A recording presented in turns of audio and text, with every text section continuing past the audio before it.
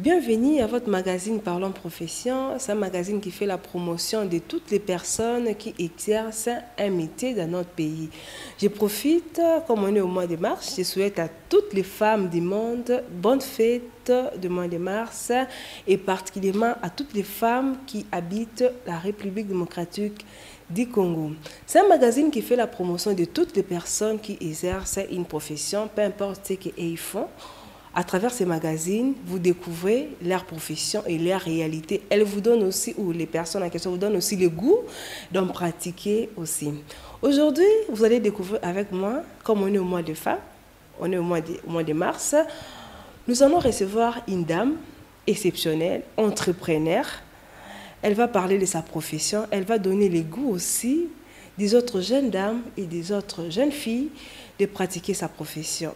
Mais avant qu'on découvre qui est notre invité, on va suivre ces images. On se retrouve tout juste après. C'est l'image là que je vais mettre. Il est généralement admis que les femmes, parce que mères de famille, sont naturellement portées à entreprendre pour la survie de toute la famille. Et c'est cela qui fait entre autres la spécificité de l'entrepreneuriat féminin qui se caractérise par des modes de financement particuliers. En effet, les femmes sont de plus en plus nombreuses à assurer l'entretien de plusieurs autres personnes. Comme l'ont confirmé certaines études, la taille de ménage a plus augmenté pour les ménages dirigés par des femmes. Dans beaucoup de domaines, ce sont souvent les contributions des femmes qui permettent à la famille de vivre dans des conditions décentes. Le développement des micro-entreprises est particulièrement important pour les femmes car elles y trouvent les revenus additionnels dont elles ont cruellement besoin pour assurer la survie de leur famille et de leurs enfants. De plus, cette montée de l'entrepreneuriat féminin participe à ce vaste mouvement de l'innovation et de l'initiative qui permet de diversifier les profits des entrepreneurs et d'inscrire ces créations d'activités dans le cadre de l'ajustement structurel continu des économies locales. Les femmes dirigent désormais un tiers de toutes les entreprises de l'économie formelle à travers le monde. Cependant, la majorité de celles qui opèrent dans les économies en développement et de transition sont des très petites ou de micro-entreprises au potentiel de croissance limité. Au-delà de la sous-représentation des femmes dans les entreprises de toutes les tailles, plus l'entreprise est grande, moins elle est susceptible d'être dirigée par une femme. La suppression des barrières telles que les lois discriminatoires en matière de propriété et d'héritage, les lois coutumières, le manque d'accès aux institutions financières formelles et les contraintes de temps dues aux responsabilités familiales et domestiques pourraient offrir davantage de possibilités de croissance aux entreprises durables dirigées par des femmes. Cela contribuerait ainsi à l'autonomisation des femmes et l'égalité des sexes, ainsi qu'à la création d'emplois.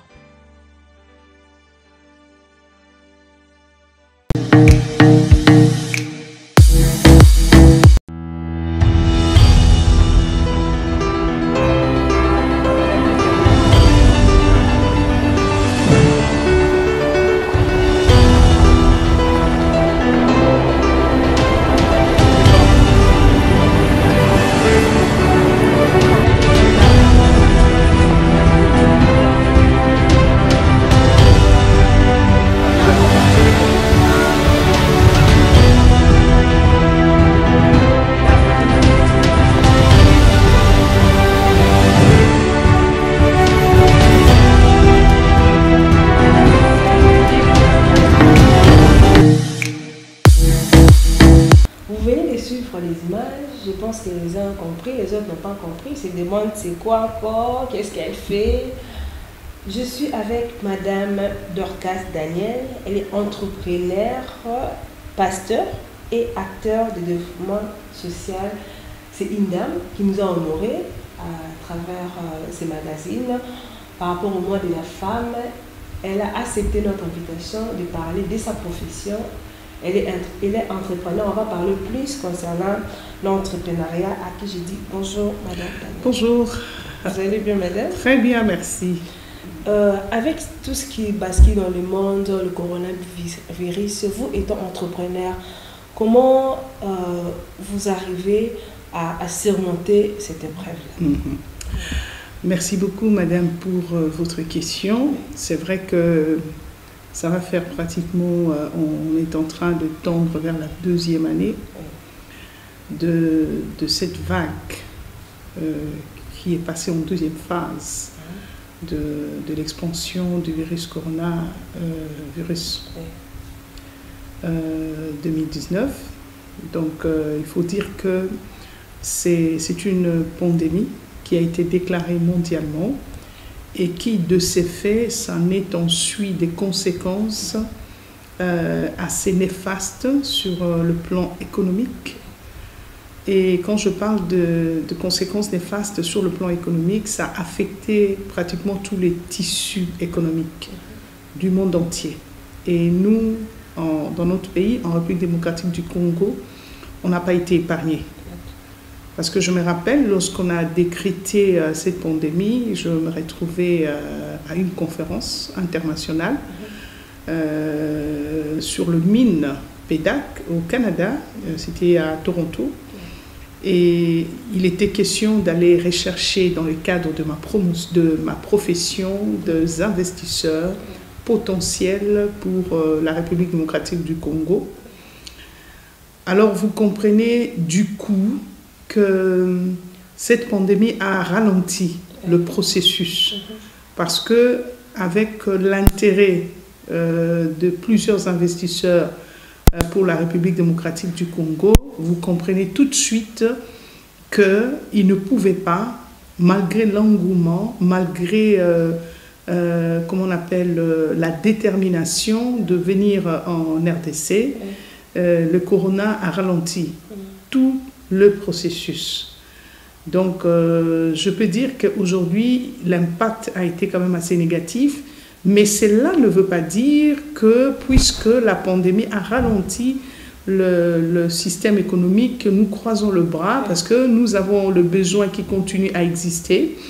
Nous avons des hommes, n'est-ce pas, qui sont des acteurs de développement, les acteurs économiques qui existent. Donc, en ces moments-là, il faut changer de stratégie. Je parlais du changement de stratégie. Nous avons vu beaucoup d'entreprises, au début, ils avaient des difficultés pour s'adapter. Ils ont renvoyé tout le personnel en congé, en confinement, selon les décisions du gouvernement.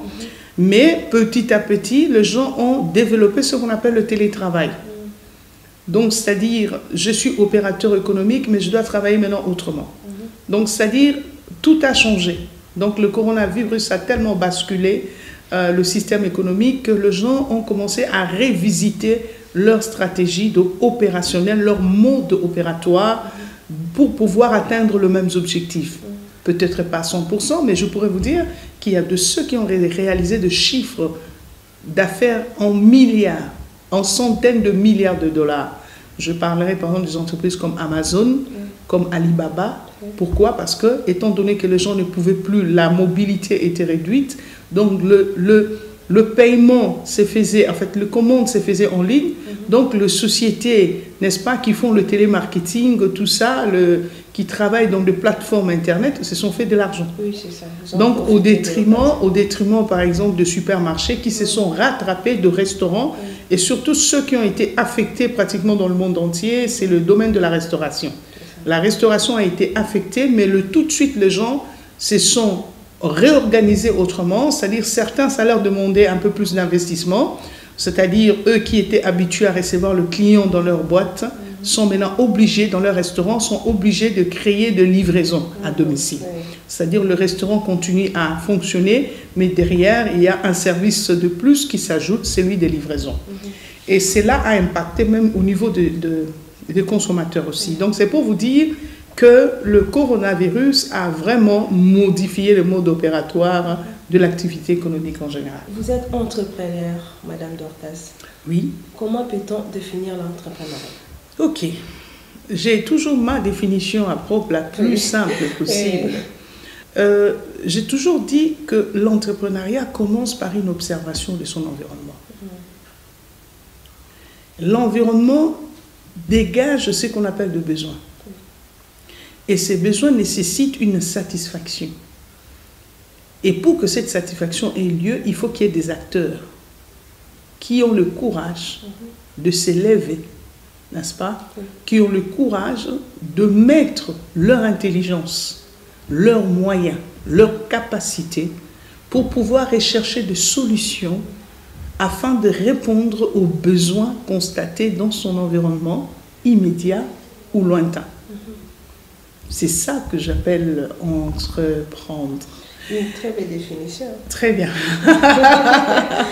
Et quel est votre parcours étant entrepreneur? Parce que vous êtes femme. Oui. Il faut avoir un parcours. Parce qu'ici, pas seulement vous observez directement, du coup, vous montez. Quel est votre parcours étant entrepreneur? Au fait, il faut dire que le parcours, à part le bon Dieu qui sait exactement ce qui va vous arriver, chaque individu, chaque femme a toujours un rêve. Il faut dire que du rêve qu'on a, la mise en œuvre de ces rêves sous forme de projet, n'est-ce pas? Et puis l'accomplissement de ces rêves nécessite un parcours dont vous parlez. Il y a des gens qui n'ont pas été à l'école, mais qui sont des meilleurs entrepreneurs, des très bons entrepreneurs. En fait, quelque part, l'entrepreneuriat, c'est un don. Parce que le Créateur, notre Père Céleste, qui nous a créés, qui a créé l'univers, la faune et la flore, c'est le premier entrepreneur. Il est le premier qui a transformé les ressources en richesse. C'est-à-dire, il a créé, à partir de ses paroles, à partir de ses pensées, il a créé l'univers. N'est-ce pas? Il a créé la faune, il a créé la flore. Donc, vous comprenez que c'est lui le premier entrepreneur. Il a transformé ses paroles en quelque chose de matériel, de palpable et de visuel. Donc, ça, c'est un fait. Pour ce qui me concerne personnellement, mon parcours, bien sûr, j'ai commencé avec les études. Donc, j'ai eu à étudier, j'ai eu mon diplôme secondaire, je suis passée à l'université. Ça a été la période la plus difficile de ma vie parce que je n'ai pas fait un cycle normal et naturel, qui est le cycle de 5 ans pour ceux qui font les sciences humaines. Et pour ceux qui font, par exemple, les sciences sociales plutôt, pour ceux qui font les sciences humaines comme la médecine, ainsi de suite, ils vont jusqu'à 7 ans, mais moi, je fais 12 ans à l'université. J'ai fait 12 ans, non pas parce que je n'étais pas capable de terminer mon cycle universitaire, mais il y avait beaucoup de péripéties, il y avait beaucoup de facteurs extérieurs qui ne m'ont pas permis de réaliser ces rêves dans le délai. Il y a eu, par exemple, la fermeture de l'université. Et après, il y a eu des problèmes financiers pour pouvoir accomplir son cycle normal. Donc, c'est là où j'ai commencé à entreprendre. C'est-à-dire qu'il y avait un besoin qui était là, urgent, que je devais absolument satisfaire. Il fallait avoir mon diplôme parce que j'avais une vision. Et c'est comme ça que j'ai commencé l'entrepreneuriat depuis l'école secondaire. Depuis l'école secondaire, je commençais à vendre des oranges, le fruit de saison pour pouvoir subvenir à mes petits besoins. Alors, je n'ai pas eu la chance qu'ont eu la plupart des enfants qui étaient pris en charge par leurs parents. Donc, j'avais vraiment pas eu cette grâce, mais je ne regrette pas parce que si cela n'était pas ainsi, comme la Bible dit, toutes choses concourent au bien de ceux qui aiment Dieu. Donc, c'était un parcours qui était utile parce que ça m'a permis d'être ce que je suis aujourd'hui. Si peut-être j'étais, comment je peux dire, couverte de tous les avantages, peut-être je n'aurais pas eu ces parcours. Et non plus comment je peux dire, le bienfait que j'ai pu obtenir de ces parcours difficiles. Donc, dès que j'ai mon diplôme, aussitôt, eh ben, ma carrière commence. Ma carrière commence, mais avant ça, j'ai fait des stages par-ci, par-là. J'ai fait le travail comme en Europe. Hein. Donc, je travaillais dans des restaurants, j'ai travaillé comme hôtesse, j'étais de gauche à droite en train de chercher du travail comme tout jeune qui veut réussir sa vie par ses propres efforts. Et lorsque j'ai eu mon diplôme de licence, c'est à ces moments-là que ma vraie carrière a commencé. Donc, j'ai commencé par la coopération technique allemande. J'ai travaillé dans un projet de microfinance. C'est un projet de lutte contre la pauvreté.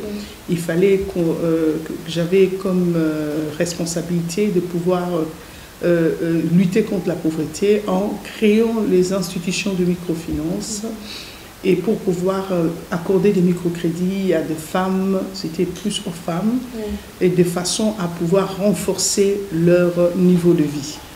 Donc à part cela, j'étais dans le secteur bancaire, donc je travaillais dans une banque internationale de la place comme contrôleur financier, après comme directeur administratif et financier, et de là je vais démissionner pour travailler comme indépendante en tant que consultante de 3 groupes internationaux.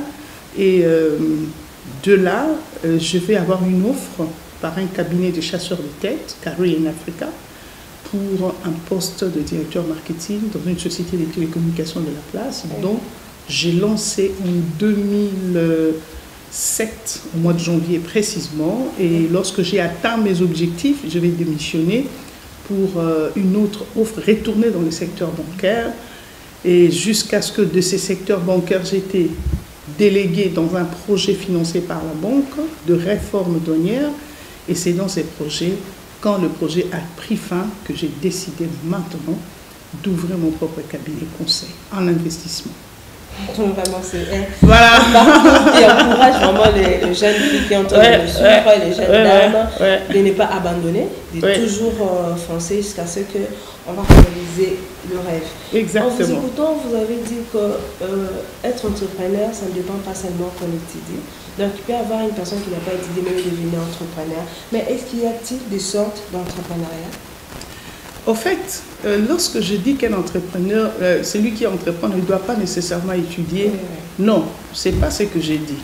J'ai dit qu'il y a des gens qui sont devenus entrepreneurs sans nécessairement avoir étudié. C'est un coup de chance, c'est un don. Et on a des exemples dans le monde, il y a beaucoup de gens qui n'ont pas eu la possibilité, mais qui ont été, mais ce sont des personnes qui ont eu quand même une certaine formation. Même si ce n'était pas une formation formalisée, comme on l'a fait dans des universités, dans des écoles, ainsi de suite. Mais toutefois, même si vous n'avez pas eu un cursus universitaire et que vous êtes entrepreneur, il est toujours conseillé de pouvoir avoir des formations. De formation parce que le secteur d'activité dans lequel vous travaillez vous exige une certaine technicité. Si vous voulez développer, ça vous exige une certaine technicité. Et c'est la raison pour laquelle il est extrêmement important de pouvoir suivre des formations, avoir des formations. Alors, concernant l'entrepreneuriat, aujourd'hui, je dirais que, surtout dans des pays, entre guillemets, le pays africain, il y a certains, on nous dit nous sommes des pays du tiers-monde, moi je ne pense pas. C'est un concept à discuter. Je parle plutôt de pays émergents. Dans le pays comme le nôtre, où le pouvoir d'achat est très faible, où les gens ont de rêves, ils ont de projets, mais ils n'ont pas le moyen. N'est-ce pas? On a vu, par exemple, en Afrique, naître un type d'entrepreneuriat associatif. Mais si nous regardons même dans le monde occidental, l'entrepreneuriat qui a le plus réussi, c'est un entrepreneuriat où les gens se sont mis ensemble pour créer le type d'entreprise qu'on appelle les entreprises anonymes, les entreprises, les SPRL à l'époque. Aujourd'hui, on parle avec l'OADA, les SARL. Vous remarquerez que c'est une association de gens qui mettent leurs moyens ensemble pour pouvoir réaliser un objectif, une vision quelconque. Alors, au niveau micro aussi, au niveau micro-organisation, micro-entreprise, de plus en plus, les individus se mettent ensemble. D'où le concept d'entrepreneuriat associatif ou coopératif se développe de plus en plus, n'est-ce pas, au niveau de micro-entreprises. C'est-à-dire les gens qui n'ont pas nécessairement de moyens, mais qui se mettent ensemble pour pouvoir créer une coopérative, pour faire face à la concurrence, en fait, surtout. Parce que si vous y allez seul, vous allez vous casser les dents, parce que généralement, vos produits risquent de coûter plus cher, mais si vous vous mettez ensemble, vous devenez une force et vous pouvez négocier, face à un géant qui a besoin de vos services. Donc, de plus en plus, l'entrepreneuriat coopératif ou associatif est, je peux dire, est l'avenir de demain. Je donnerai un exemple. Moi, je fais partie d'une société coopérative qui s'appelle Mabélé.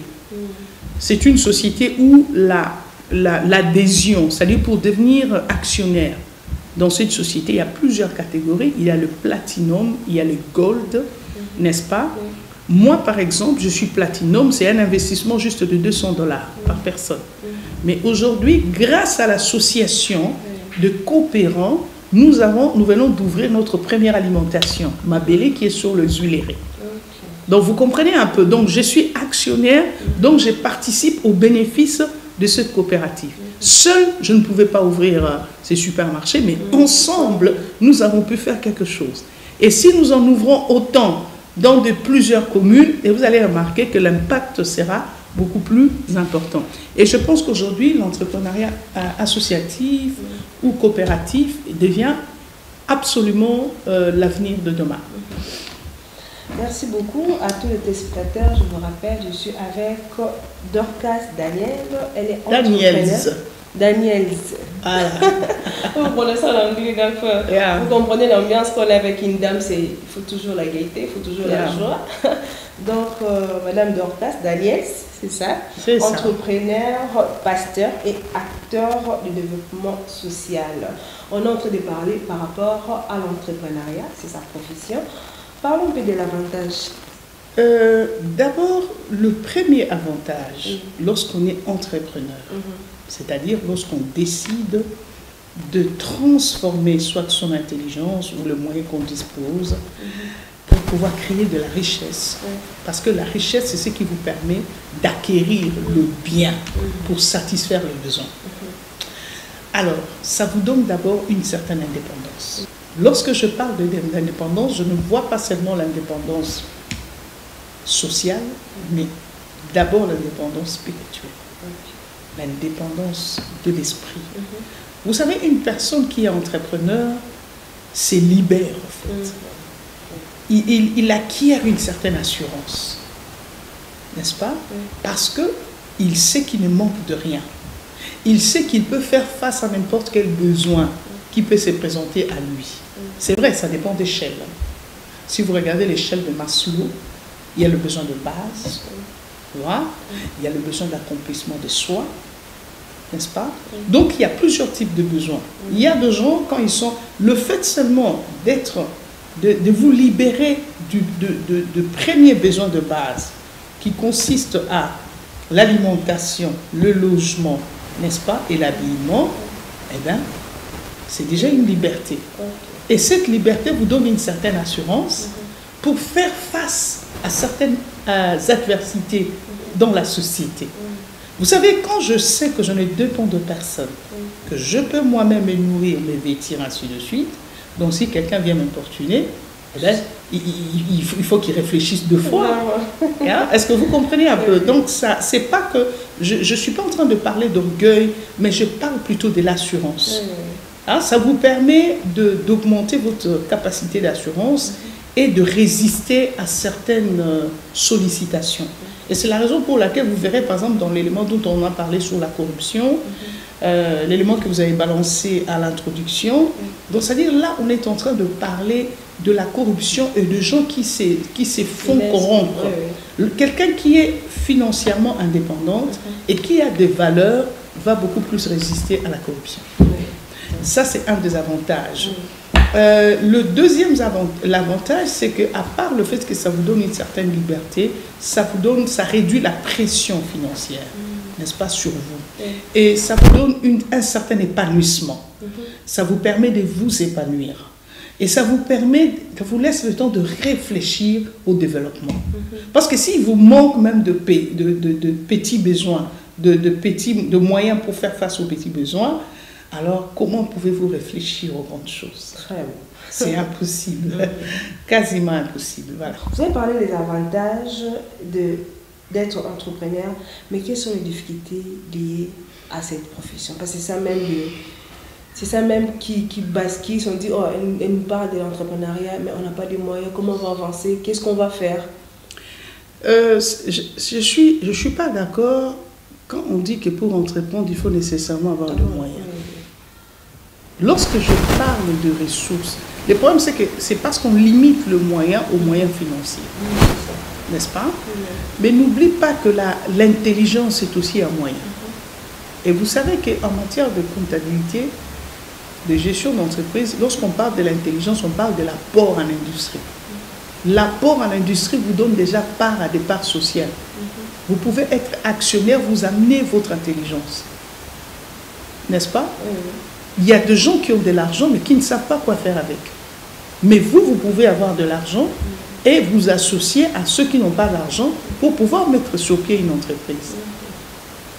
Vous comprenez? Donc, c'est-à-dire, le problème, c'est que il faut que les hommes commencent à réfléchir. Si j'ai de l'intelligence, c'est que quelque part, il y a des gens qui ont des moyens. C'est-à-dire, c'est là où je parlais de certaines difficultés, certaines réalités qui s'imposent dans le monde de l'entrepreneuriat. Il y a d'abord un problème de courage. Pour entreprendre, on a d'abord besoin du courage. L'audace. Comment oser? L'audace, vous l'avez dit, c'est d'abord l'audace d'entreprendre. Ça, c'est un. Deuxièmement, personne ne peut vous empêcher de réfléchir. Quelqu'un peut vous empêcher d'accéder aux moyens financiers, mais il ne peut pas vous empêcher de réfléchir. Il ne peut pas vous empêcher d'observer. Parce que vous devez observer. Vous devez identifier le besoin et après réfléchir sur des solutions. Et une fois que vous avez réfléchi sur des solutions, et vous estimez à peu près ce que ces projets peuvent apporter en termes de rentabilité, en ce moment-là, vous pouvez maintenant contacter ceux qui ont des moyens. Je sais que la difficulté que nous avons aujourd'hui, tout comme vous pouvez, au lieu de commencer directement l'entrepreneuriat, qu'est-ce que vous avez comme atout? Commencez d'abord par faire un travail qui ne vous demande pas de l'argent. C'est là où on dit, il y a le monde dit, il n'existe pas de sot métier, il n'existe que des sottes gens. Moi, par moment, dans mon parcours, je n'ai pas honte de le dire, j'ai eu à faire le ménage. J'ai le mât, c'est une ressource. J'avais besoin de l'argent qui est une richesse. Donc j'ai mis mes mains à la disposition, j'ai travaillé pour gagner de l'argent. Est-ce que vous comprenez?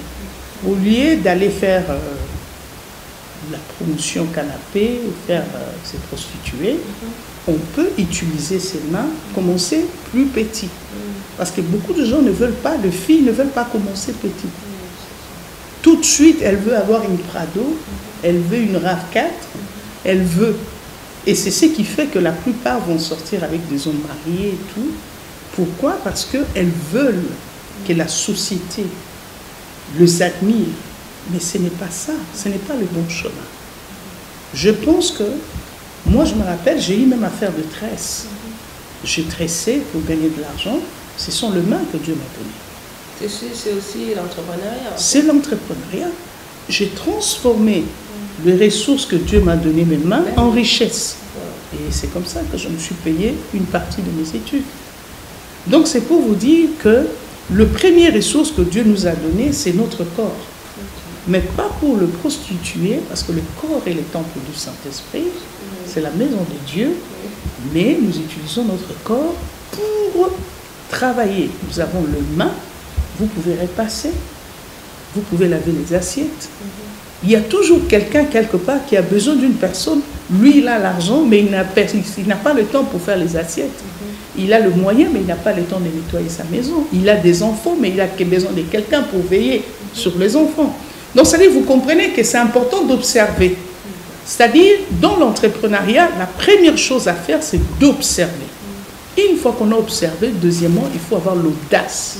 L'audace d'aller, de se dire, voici mes ambitions, voici ma vision, mais pour l'instant, comme je n'ai pas le moyen financier, je vais utiliser ce que j'ai pour les transformer en richesse, de façon à pouvoir économiser, c'est-à-dire faire l'épargne petit à petit, peut-être commencer avec un petit commerce.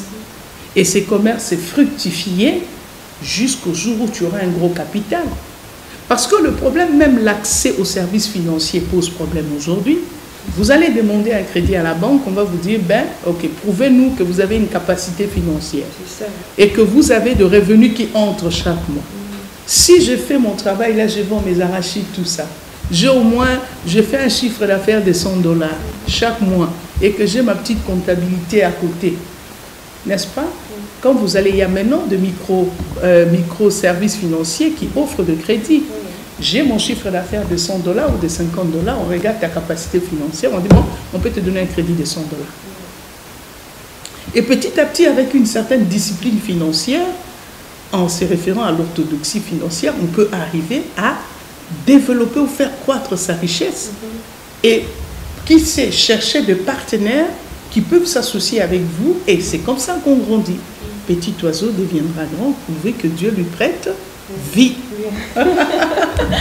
Vraiment, c'est vraiment intéressant. Ah, bien sûr. Je sens même quand vous parlez du côté servante de Dieu, parce que vous exhortez aussi les filles, au lieu de travailler les canapés, il faut travailler les mains, il faut travailler la tête.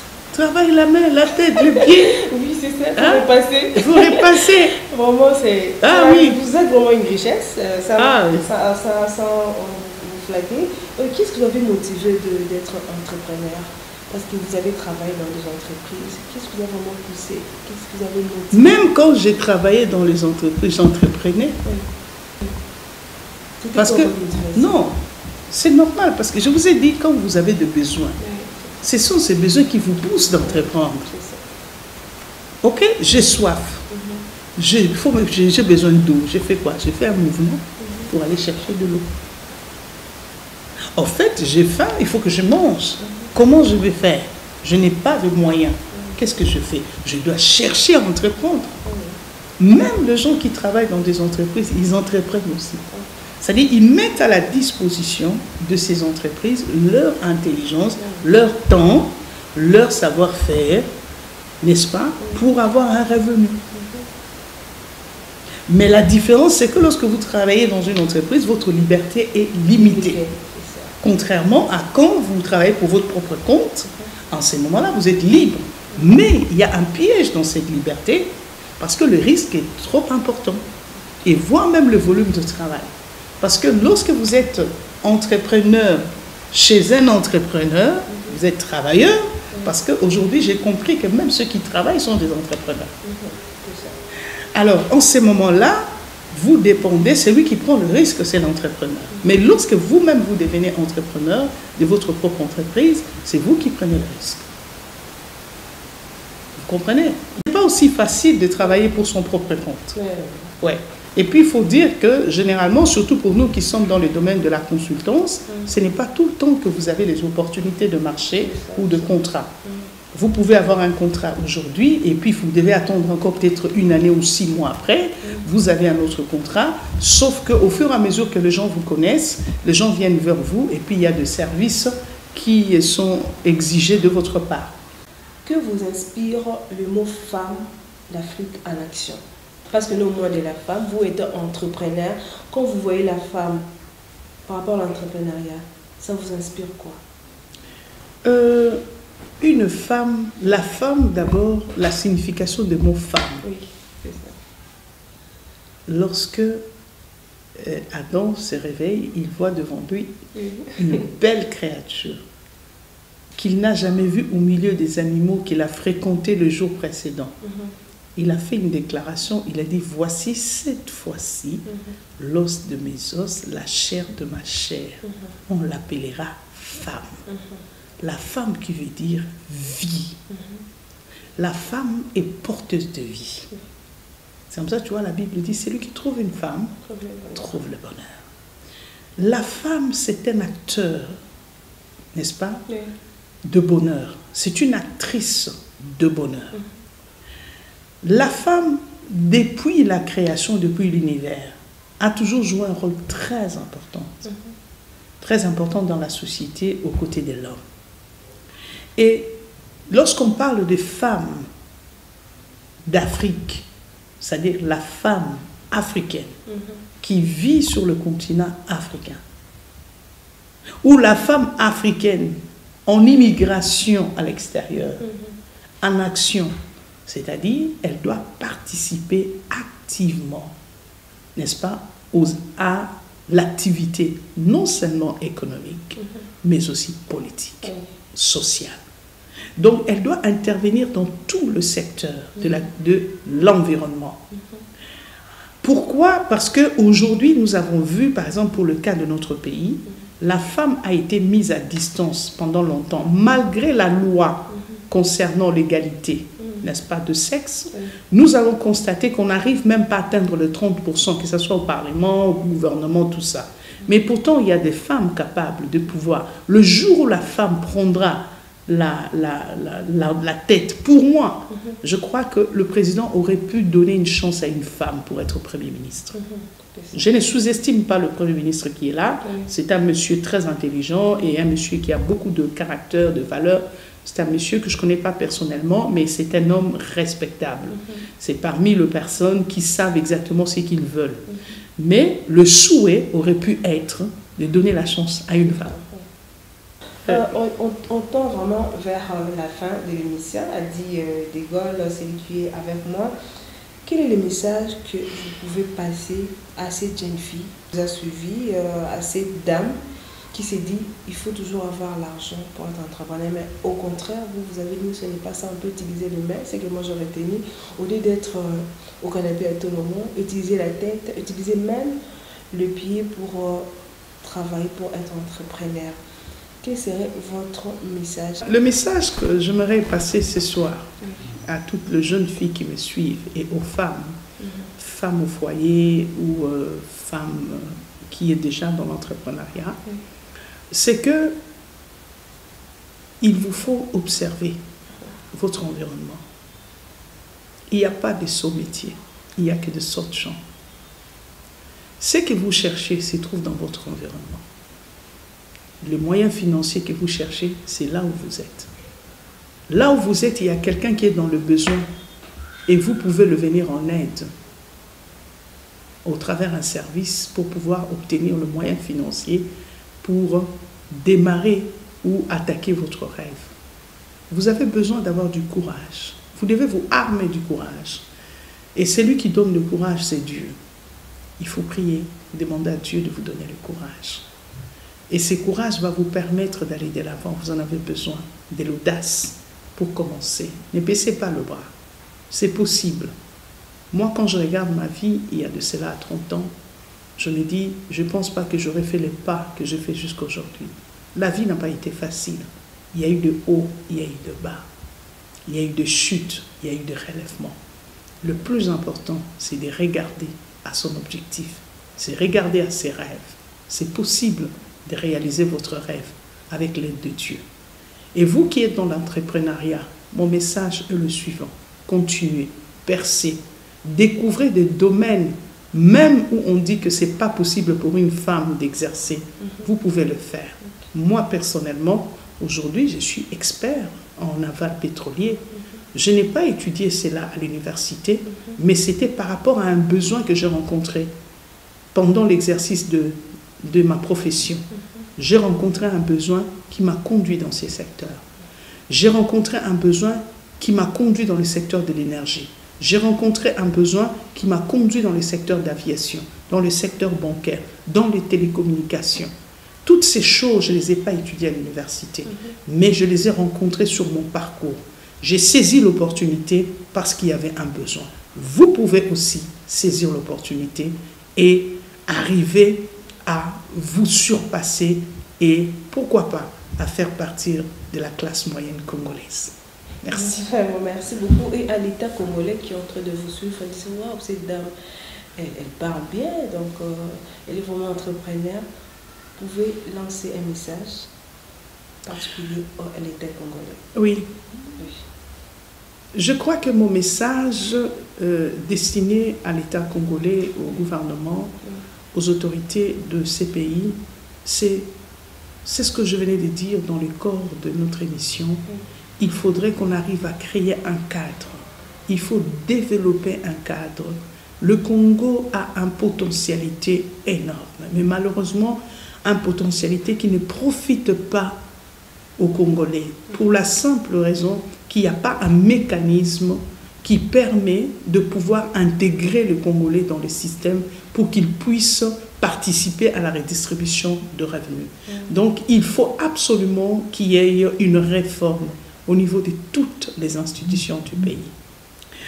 Je dirais même pour ce qui concerne le gouvernement, il faut des technocrates, des techniciens dans la gestion du pays. Aujourd'hui, le pays n'a plus besoin de discours politiques.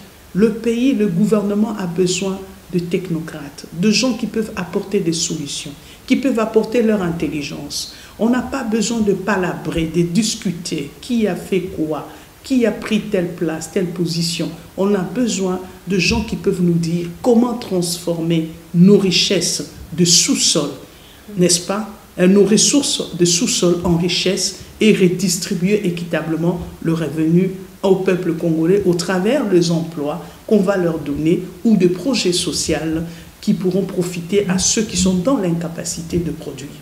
Et je pense que c'est possible. L'expertise, il y en a. Il y a beaucoup de femmes, il y a beaucoup d'hommes qui ont l'expertise qui peut donner à la disposition. Il y a des cabinets de chasseurs de tête. Si vous voulez avoir des experts qui peuvent participer au pays, faites appel à ces cabinets qui sont indépendants, qui peuvent recruter de personnes qui soient capables de pouvoir apporter un plus dans le développement de notre pays. Et ça, c'est le message que je lance au gouvernement congolais. Merci beaucoup, Madame Dorcas Daniels. Avez-vous encore notre chose à dire qu'on n'a pas parlé pendant notre émission? Je voulais juste dire merci à Dieu. Oui. Merci à Dieu de nous avoir donné cette opportunité. Oui. Merci à Jésus-Christ, notre Seigneur, qui nous a donné la vie et au travers lequel nous vivons et nous avons l'espérance de voir ces pays émerger pour l'intérêt de tous les Congolais, et mais aussi pour tout le pays voisin, les autres nations du monde qui ont choisi le Congo comme leur deuxième patrie. Ok, merci beaucoup. Merci Madame Dorcas Daniels d'accepter cette invitation, de passer à ces magazines Parlons Profession. Je rappelle à tous nos téléspectateurs, on est là au mois de mars. J'ai été honorée d'être avec Madame Danielle Dorcas, entrepreneur, pétrolière aussi, je viens de découvrir. Entrepreneur, experte pétrolière et le pasteur, acteur de mouvement social avec qui on a parlé concernant l'entrepreneuriat. Vous avez aimé l'émission, vous avez aimé ce que Madame Dorcas a dit, vous voulez la contacter, vous voulez aussi parler comme elle, contactez-nous au numéro qui est au bas de vos écrans. Ce plateau est là pour vous et pour vous les femmes, comme on est au mois de la femme, pour vous honorer, pour encourager aussi d'autres femmes qui sont à la maison, qui se disent comment y arriver, comment commencer. Madame Dorcas nous a expliqué comment elle avait commencé et comment elle est arrivée. Elle n'est pas encore arrivée là où elle veut, elle va encore monter. C'est à travers ces magazines Parlons Profession, comme nous sommes là pour promouvoir toutes les personnes qui exercent un métier ou qui pratiquent une profession dans notre pays. Je profite pour l'occasion, comme on est au mois de mars, pour dédier ce mois de mars à toutes les femmes qui sont des entrepreneurs. Je vois Madame Rachel Wongila depuis l'Afrique du Sud. Elle n'hésite jamais pour nous appeler. Avanette Bongondo, Madame Christine Moaloukier, Madame Inès Kalenda, Madame Iguette Fabiola, Fondation des orphelins malades, Madame Chaka Mode, merci pour tout ce que vous faites, pour vos appels à tout moment, des femmes entrepreneurs. Vous êtes très nombreuses à nous suivre, à nous écrire. Je vous dédie ce mois de mars, je vous jette encore de fleurs, vous toutes les femmes, et aussi je remercie Madame Daniels Dorcas d'accepter de passer à ces magazines Parlons Profession. Je remercie mon équipe de Parlons Profession. Je vois Degol Vumbi, merci à vous et merci à la collaboration de Monsieur Samen Ngouma à la EVTV, ça passe chaque lundi. Il respecte toujours l'heure, 21h juste, et mardi à 10h40. Moi, je vous dis merci et à très bientôt.